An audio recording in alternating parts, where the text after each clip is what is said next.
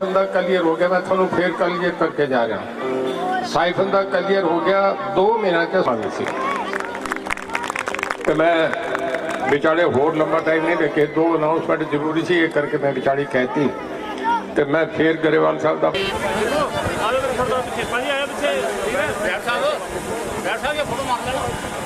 इस दे नाल मैं दसना चाहना कन्वर गरेवाल साहब इत्थे आए हुए हैं कि नामधारी संप्रदा दे विच क्लासीकल संगीत जिहड़ा है वो बहुत वड्डे पद्धर ते जिहड़ियां गुरु नानक दियां रीतां सन उन्हां नूं संभाल के रखिया।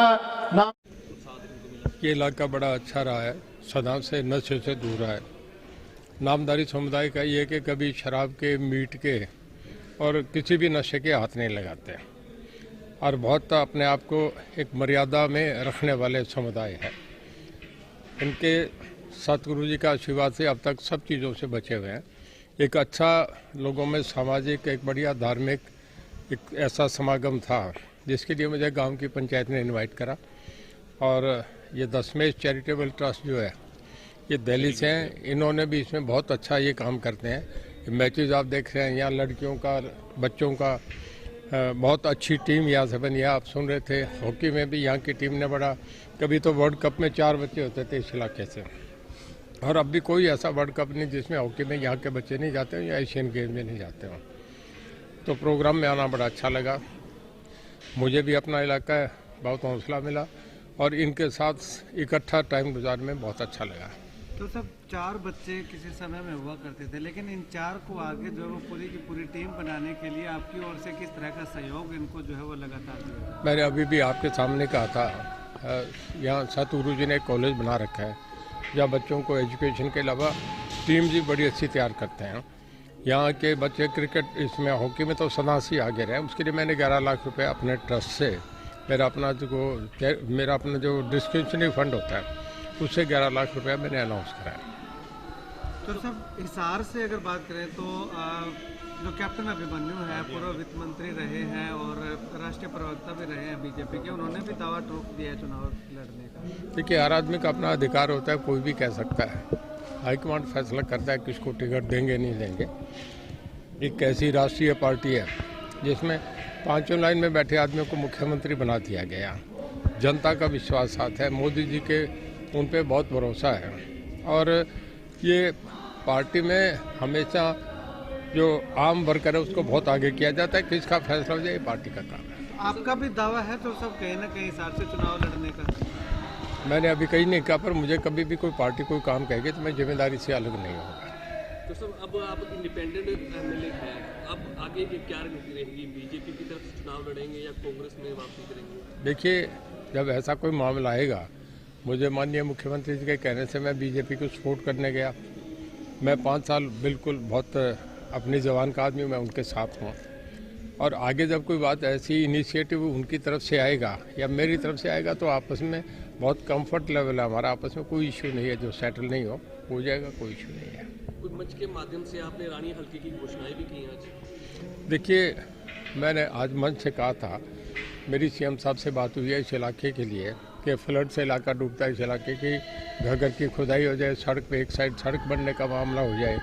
इस इलाके की बहुत बड़ी मांग है, एक साइफन की बहुत बड़ी मांग थी, साइफन तो उन्होंने ऑलरेडी कर दिया और इस पे भी उनका बड़ा सिंपैथेटिक एटीट्यूड था। तो खैर मैंने वही कहा कि फैसला तो वो जब करेंगे मुख्यमंत्री जी करेंगे, पर इस बात को उन्होंने बहुत गौर से सुना। तो सर अब राजनीति के मंजे हुए खिलाड़ी हैं, अब लोकसभा चुनाव बिल्कुल नजदीक है, कभी भी जो है वो अलर्ट मोड पर जो है इलेक्शन हो सकता है, क्या मानते हैं आप, कैसा रहने वाला इलेक्शन? देखिए मेरा ये मानना है, चुनाव से पहले तो मैं मान सकता था कि एक आधी सीट कोई लोकसभा की जा सकती है, पर अब मैं कभी कच्ची बात नहीं कहता।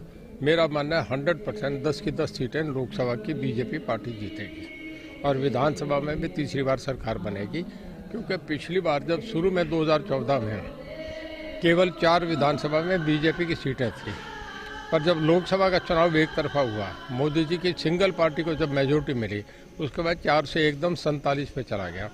पिछली बार भी सरकार बनी और अब मनोहर लाल जी ने जो 10 साल में काम करे, पिछले 9 साल में वो लाजवाब काम हुआ है, सबका बराबरी विकास हुआ है। इस इलाके में बहुत विकास हुआ है, मेरे इलाके में आप देख रहे हैं बहुत हुआ है। तो इसका लोगों में मैसेज है पिछले दिनों आपकी मुलाकात प्रधानमंत्री नरेंद्र मोदी से भी हुई, अमित शाह जी से भी हुई। किस तरह के कार्यकाल देखते हैं? 9.5 साल का जो कार्यकाल है इनका कंप्लीट हो चुका है। मैं नहीं कह रहा दुनिया मान रही है, वर्ल्ड ये कह रहा है कि भारत बहुत तेज़ी से आगे जा रहा है। वर्ल्ड की अब हम आज 5वीं इकॉनमी बन रहे हैं, ये एक बहुत बड़ा कॉम्प्लीमेंट है सरकार के लिए। और भगवान राम मंदिर जो अब बन रहा है, देखिए एक बहुत हज़ारों साल से जिस मांग को जो बट्टे खाते पड़ी थी, जिसको सुना नहीं जा रहा था, कोई देख नहीं रहा था, आज वहाँ भव्य राम मंदिर बन रहा है। मेरे ख्याल में हिंदुस्तान के लिए इससे बड़ा कोई चीज़ नहीं हो सकती, बहुत बड़ा एक मैसेज है। नंबर 2, कश्मीर का जो मामला था, जिस पे कभी भी कोई कहता नहीं था कि कभी कश्मीर का असर, कोई मानता ही नहीं था। कश्मीर जैसे मामले को सोल्व कर दिया। ये दोनों ही बीजेपी की, बहुत बाकी और बातें तो बहुत है, पर ये 2 बहुत बड़े इंटरनेशनल मैसेज हैं। अभय चौटाला ने अभी हाल में प्रेस कॉन्फ्रेंस करके ये भी कहा था कि जब उनसे पूछा गया कि समर्थन किसको जाएगा, तो वो बोले कि निस्वार्थ भाव से जो सेवा करने की इच्छुक होगा उसको समर्थन जाएगा। तो क्या इशारा समझें इसको? देखिए ये तो मीडिया समझ सकते हैं, वो समझते हैं, मुझे पता नहीं निस्वार्थ स्वार्थ कहाँ है, कैसे है। ये तो कोई समय आएगा तो वो सोचेंगे देना चाहिए कि नहीं देना चाहिए। बीजेपी तो सबको साथ लेकर चलती है। एनडीए भी हालांकि मेजोरिटी सिंगल पार्टी को मिलकर पिछले 10 साल से ये धर्म भी निभा रही है कि एनडीए को आज भी साथ लेकर चल रही है। कांग्रेस की रैलियों का दौर जारी है। दावा किया जा रहा है कि भूपेंद्र सिंह हुड्डा खुद दावा करते हैं कि हरियाणा में विधानसभा चुनाव में वापसी करेंगे और 10 की 10 सीटें लोकसभा की जीतेंगे। देखिए मैं एक बताऊं, जहाँ 10 साल में कांग्रेस चली गई, जहाँ 10 साल में नहीं दोबारा आई, वहाँ आज तक आई नहीं। मैं उसके उदाहरण दे रहा हूँ। वेस्ट बंगाल में 42 साल से कांग्रेस नहीं आई कभी। आपके बिहार के अंदर 39 साल से कांग्रेस नहीं आई। इसके बाद उड़ीसा में 43 साल से कांग्रेस नहीं है। और गुजरात के अंदर पिछले 38 साल से कांग्रेस नहीं है।